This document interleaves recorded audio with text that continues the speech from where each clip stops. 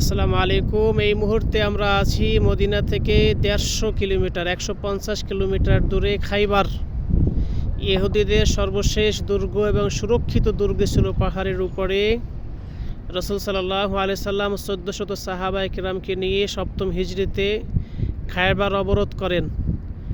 দীর্ঘ ১ মাস অবরোধ করে রাখার পরে রাসূল সাল্লাল্লাহু আলাইহি সাল্লাম বলেন, আগামীকাল এমন একজনের হাতে আমি পতাকা দিব যাকে আমি ভালোবাসি, আল্লাহ ভালোবাসে, সেও আল্লাহ রসুলকে ভালোবাসে।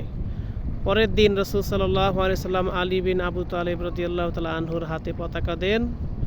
পরের দিন সর্বশেষ দুর্গ বিজয় হয় আল্লাহ সুবহানাহু ওয়া তাআলার বিইজনিল্লাহ, তার অনুমতিক্রমে খাইবার জয় হয়। ইহুদিরা চিরতরে আরব থেকে বিতাড়িত হয়। এই সেই খাইবারের ময়দান। সেই খাইবারে আমরা বর্তমানে আছি। রাত হয়ে গেছে, এজন্য আমরা দুর্গগুলো দেখতে পারলাম না সময় স্বল্পতার কারণে। যদি কারো সুযোগ হয় অবশ্যই খাইবারে আসবেন।